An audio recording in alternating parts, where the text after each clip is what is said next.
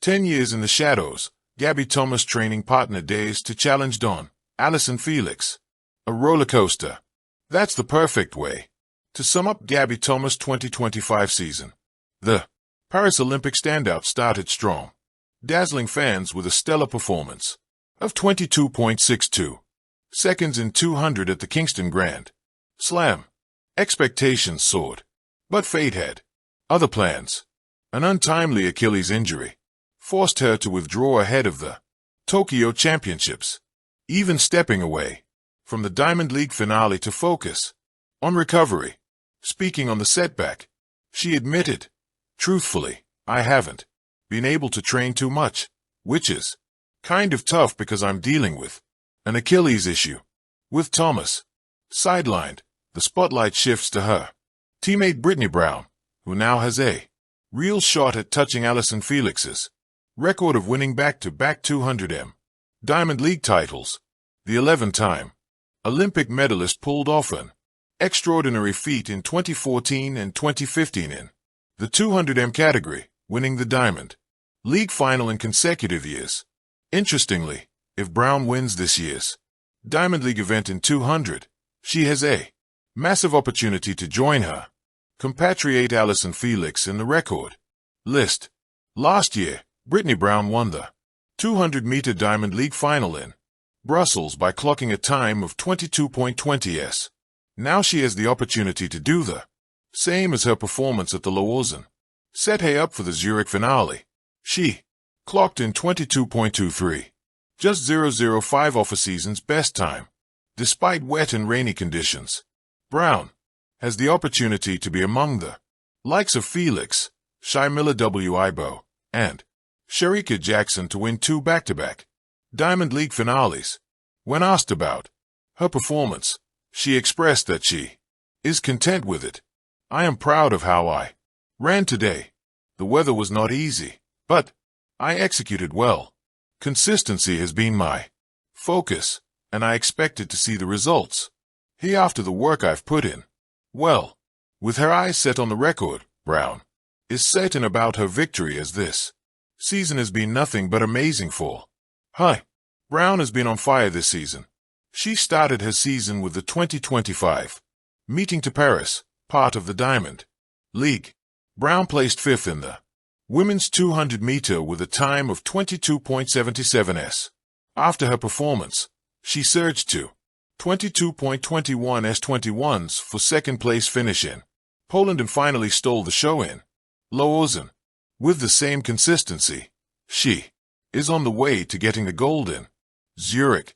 However, on the other hand, Gabby Thomas had quite a challenging season so far. She kicked off her season in style, smashing a 41.74s meet record in the 4x100 meter at the Texas Relays before lighting up Kingston's Grand Slam track with a 22.6062s victory in the 200m and a personal best 49.14s in the 400m. Her momentum carried to Miami, where she blazed to a 21.95s win in the 200-meter after a solid 10.97s fourth-place finish in the 100m. Just when dominance seemed inevitable, an untimely injury derailed her Diamond League campaign. Fighting back, she returned to the U.S. Nationals, shocking fans with a third-place finish. After her USAF performance, she took a break to prepare for the 2025 Tokyo World Championship. With multiple setbacks this year, Thomas is focusing on Tokyo. But can she perform better? Well, Coach Rob seems to have an answer to it. Gabby Thomas might not be able to return to her prime this season. While speaking on his YouTube channel, Track and Field analyst and Coach Rob shared his perspective on whether Thomas and Richardson would be able to perform well after a season marred by injuries and setbacks. Coach Rob highlighted that both of them are in the same phase. "I think they are both in the same boat. And the boat is, do they have enough time? Like, is there enough real estate on the calendar left for them to get to where they need to get to be the threats that they are?" While speaking about Thomas, he asserted that apart from her Kingston 200m and 400m performances. She is yet to show her full potential. Pulling out of the Diamond League was a big decision for her, but it was necessary to retain the world title. Now, you're allowed to say, well, they lost. You could say that would be true, said Coach Rob. He further added, and if this sport was set up where it was primarily about competing and winning and doing so regularly, and you had some form of a record where the wins and losses added up to something, that would all make sense. But because the way the sport is set up right now, technically there's only one meet on the calendar that matters, and you just have to make sure you're on the line when it happens. With just days remaining until the World Championship, Rob is certain that Thomas will find it difficult to regain her original form. However, she would beg to differ. But I am confident in what I am able to do. I have had some good races on my belt this season, so I think of that. But you always want to go. The USA is healthy at the end of the day, so it is rough, said Thomas. Regardless, track and field as always thrived on rivalries. But sometimes the most compelling stories aren't born under stadium lights. They are written in the quiet, relentless grind of training sessions. For a decade, Allyson Felix's brilliance in the 200m and 400m set a near impossible standard.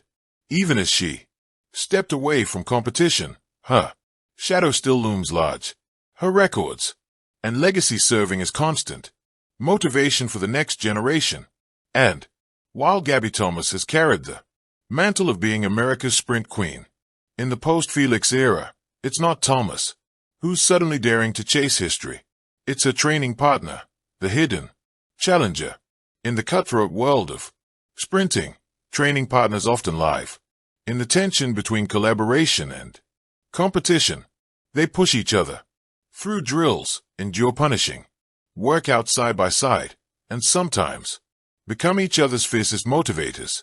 For years, Thomas has been the headline star, the Olympic medalist and Diamond League regular.